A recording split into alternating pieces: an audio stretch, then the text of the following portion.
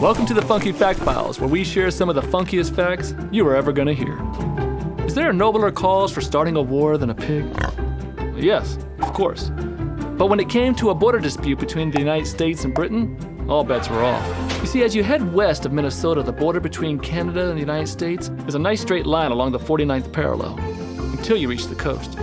From there, at least in 1846, things head south, both literally and figuratively.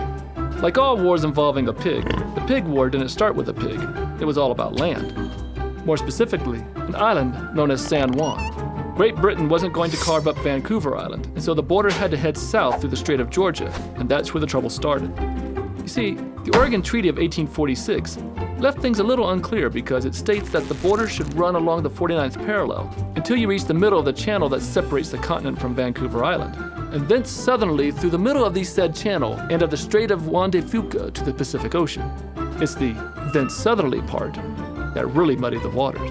Well, the Americans, eager to grab as much land as possible, drew the border through Haro Strait. Britain, not wanting to let the Yanks get more than they felt they deserved, drew the border through the Rosario Strait. A mediator suggested that perhaps it go down the middle through the San Juan Channel.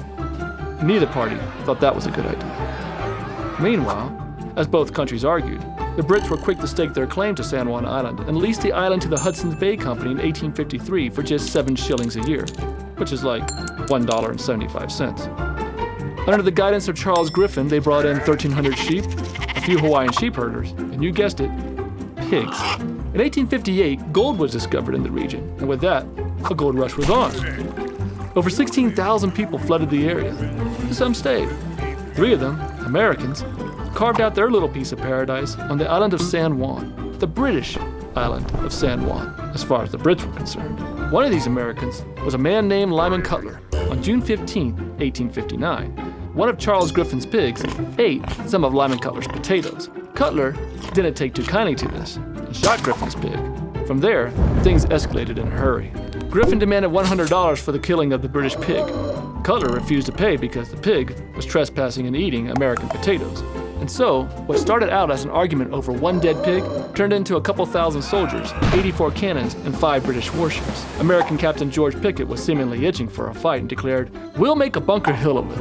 Remember, this was over a pig.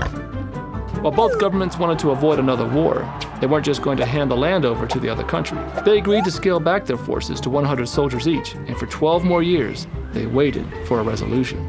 Finally, on October 21st, 1872, an international arbitrator, German Emperor Wilhelm I, decided in favor of America. The Pig War was over, and the only casualty of the war, the pig, could finally rest in peace. And there you have it. Another funky fact from the Funky Fact Files. Don't forget to subscribe to our channel and enjoy all the other videos we have to offer.